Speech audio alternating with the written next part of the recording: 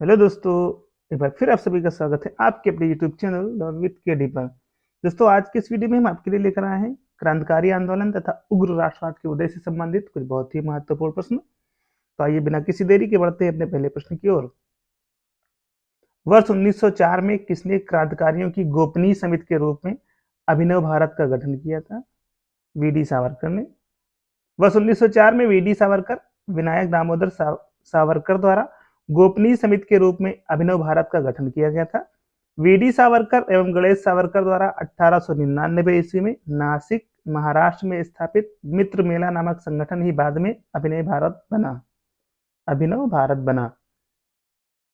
महाराष्ट्र में 1900 में विनायक दामोदर सावरकर द्वारा स्थापित गुप्त समाज को कहा जाता था मित्र मेला। दोस्तों, महाराष्ट्र में विनायक दामोदर सावरकर द्वारा स्थापित गुप्त समाज को मित्र मेला कहा जाता था। मित्र मेला की स्थापना 1899 ईस्वी में की गई थी। हालांकि अलग अलग किताबों में इसकी स्थापना वर्ष 1900 ईस्वी दिया गया, जो कि त्रुटिपूर्ण है। 1904 ईस्वी में मित्र मेला अभिनव भारत में परिवर्तित हो गई थी। अगला प्रश्न है, स्वतंत्रता सेनानियों भगत सिंह, सुखदेव और राजगुरु को किस सन में फांसी की सजा दी गई थी? 1931 में। Hindustan socialist Republican association (HSR) के दो सदस्यों भगत सिंह तथा बटुकेश्वर दत्त को 8 अप्रैल 1929 को केंद्रीय असेंबली में बम फेंकने के आरोप में गिरफ्तार कर लिया गया। बाद में कुल 16 क्रांतिकारियों के ऊपर लाहौर षड्यंत्र कांड के अंतर्गत मुकदमा चलाया गया, जिसके अंतर्गत 23 मार्च 1931 को भगत सिंह, सुखदेव और राजगुरु को फांसी की सजा दी गई। 18 अप्रैल 1930 को हुई चिटगांव शस्त्रागार छापे की घटना के नेतृत्व किया था, जिसमें क्रांतिकारियों ने डंपारा में स्थित पुलिस शस्त्रागार पर कब्जा कर लिया था। तो वो थे गणेश घोष ने। चटगांव चिटग्राम विद्रोह या छापे की घटना अप्रैल 1930 ईस्वी में सूर्यसेन, जिन्हें प्यार से मास्टर दा भी कहते थे, के नेतृत्व में हुए, जिसमें चटगांव वर्तमान बांग्लादेश में पुलिस और सहायक बलों के शस्त्रागार को लूटने का प्रयास किया गया था।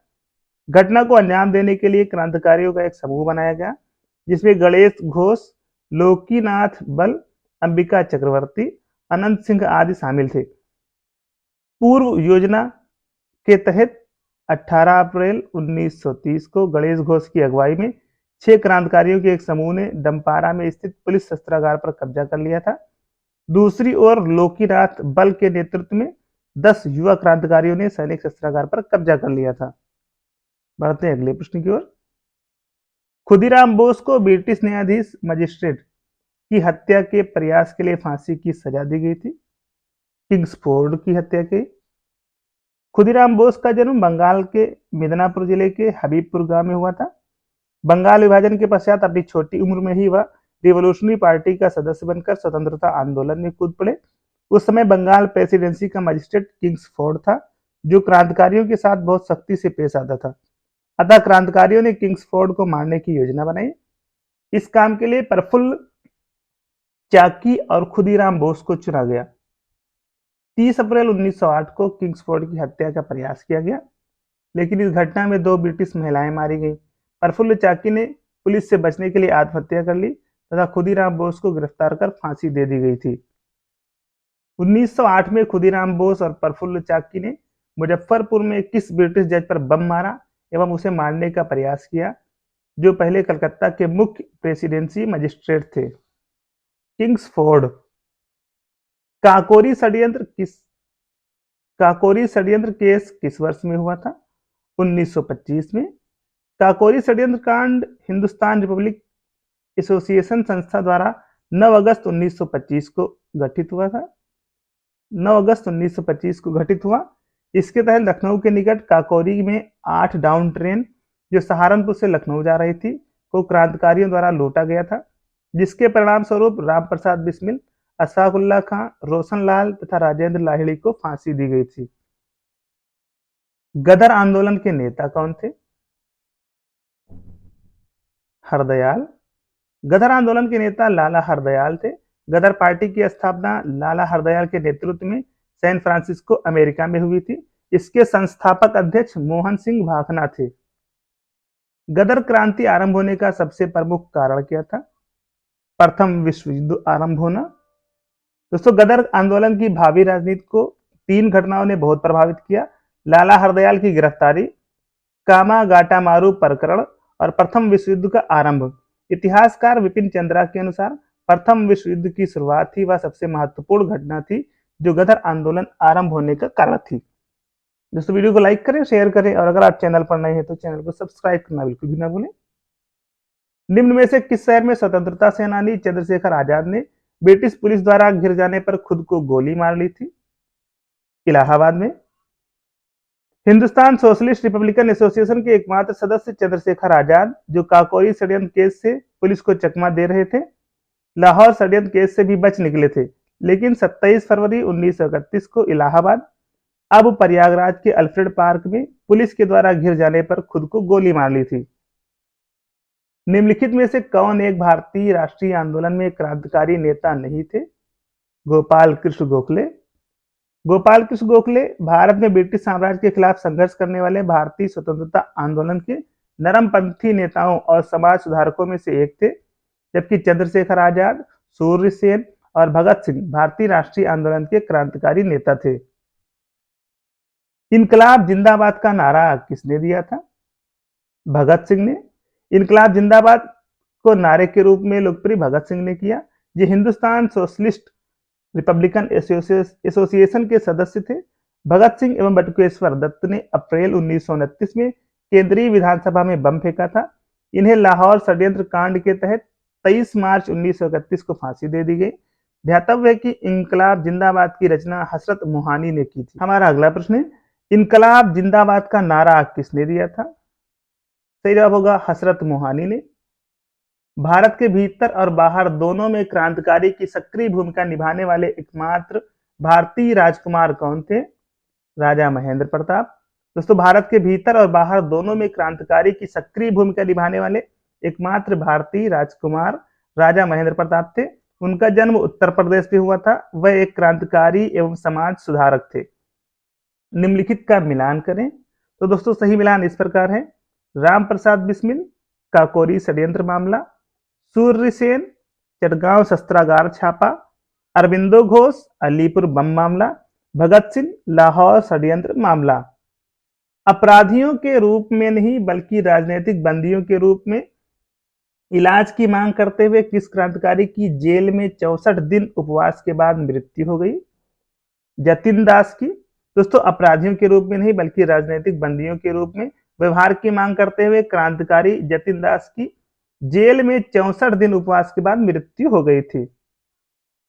निम्नलिखित में से कौन सा अधिनियम मॉन्टेग्यू चेम्सफोर्ड रिपोर्ट पर आधारित था? भारत सरकार अधिनियम 1919। दोस्तों भारत सरकार अधिनियम 1919 मॉन्टेग्यू चेम्सफोर्ड रिपोर्ट पर आधारित था। इस अधिनियम की मुख्य विशेषता केंद्र में द्विसदनात्मक विधायिका की स्थापना थी। किस आंदोलन के लिए महात्मा गांधी द्वारा करो या मरो का नारा दिया गया था? भारत छोड़ो आंदोलन। दोस्तों भारत छोड़ो आंदोलन में महात्मा गांधी ने करो या मरो का नारा दिया। 14 जुलाई 1942 को कांग्रेस कार्य समिति की वर्धा बैठक में गांधी जी के भारत छोड़ो आंदोलन के विचार को पूर्ण समर्थन प्रदान किया गया। 7 अगस्त 1942 को कांग्रेस की बैठक बंबई के ग्वालियर टैंक मैदान में हुई, जिसमें वर्धा प्रस्ताव भारत छोड़ो की पुष्टि हुई। थोड़े बहुत संशोधन के बाद 8 अगस्त 1942 को प्रस्ताव स्वीकार कर लिया गया। 9 अगस्त 1942 को भारत छोड़ो आंदोलन आरंभ हुआ। भारत छोड़ो आंदोलन या अगस्त क्रांति भारतीय स्वतंत्रता आंदोलन की अंतिम महान लड़ाई थी। महात्मा गांधी ने किस आंदोलन के लिए करो या मरो का नारा दिया? भारत छोड़ो आंदोलन। भारत छोड़ो आंदोलन या अगस्त आंदोलन 8 अगस्त 1942 को महात्मा गांधी द्वारा अखिल भारतीय कांग्रेस समिति के किस सत्र में चलाया गया एक आंदोलन था? तो मुंबई सत्र में। गांधी जी ने भारत छोड़ो आंदोलन कब शुरू किया था? 1942 में। निम्नलिखित में से किसको लोक नायक के रूप में जाना जाता है? जयप्रकाश नारायण। दोस्तों जयप्रकाश नारायण भारतीय स्वतंत्रता सेनानी और राजनेता थे। उन्हें लोक नायक के नाम से भी जाना जाता है। निम्नलिखित में से किस नेता को नेताजी कहा जाता था? सुभाष चंद्र बोस को। सुभाष चंद्र बोस जो नेताजी के उपनाम से भी जाने जाते हैं, भारत के स्वतंत्रता संग्राम के अग्रणी नेता थे। द्वितीय विश्व युद्ध के दौरान उन्होंने अंग्रेजों से लड़ने के लिए जापान की सहायता से आजाद हिंद फौज का गठन किया। उनके द्वारा दिया गया जय हिंद का नारा भारत का राष्ट्रीय नारा बना। किस स्वतंत्रता सेनानी ने महात्मा गांधी को पहली बार राष्ट्रपिता कहकर संबोधित किया था? सुभाष चंद्र बोस ने। दोस्तों, महात्मा गांधी को सर्वप्रथम राष्ट्रपिता सुभाष चंद्र बोस ने कहा था।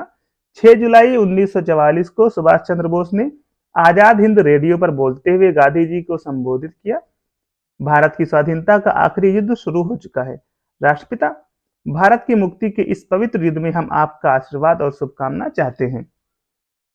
महात्मा गांधी को राष्ट्रपिता कहकर संबोधित करने वाले पहले व्यक्ति कौन थे? सुभाष चंद्र बोस। महात्मा गांधी को राष्ट्रपिता के नाम से सर्वप्रथम किसने संबोधित किया था? सुभाष चंद्र बोस ने। दोस्तों, प्रश्न बहुत ही महत्वपूर्ण है, देखिए कितनी बार पूछा गया है। नेताजी सुभाष चंद्र बोस ने आजाद हिंद सरकार की स्थापना कब की थी? सही जवाब होगा अक्टूबर 1943 में। दोस्तों, 21 अक्टूबर 1943 को सुभाष चंद्र बोस ने सिंगापुर में स्वाधीन भारत की अस्थायी सरकार आजाद हिंद सरकार का गठन किया।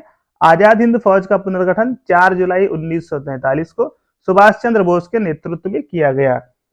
दोस्तों, आज के इस वीडियो में बस इतना ही। दोस्तों, वीडियो को लाइक करें, शेयर करें और अगर आप चैनल पर नए हैं तो चैनल को सब्सक्राइब करना बिल्कुल भी ना भूलें। दोस्तों, हमारा टेलीग्राम चैनल जरूर ज्वाइन करें, लिंक डिस्क्रिप्शन में दी गई है। दोस्तों, डिस्क्रिप्शन में चैनल की सारी प्लेलिस्ट दी गई हैं, आप उन सारी वीडियोस को देखें। वो सारी वीडियोस आपकी आगामी परीक्षाओं के लिए बहुत ही महत्वपूर्ण साबित होंगी। दोस्तों, कमेंट बॉक्स में जरूर बताएं कि वीडियो आपको कैसी लगी और आपको किस टॉपिक पर वीडियो चाहिए, ये भी बताएं ताकि हमारी टीम उस टॉपिक पर वीडियो लेकर आ सके। आज के इस वीडियो में बस इतना ही। जल्दी आपसे मुलाकात होगी एक नई वीडियो के साथ। धन्यवाद।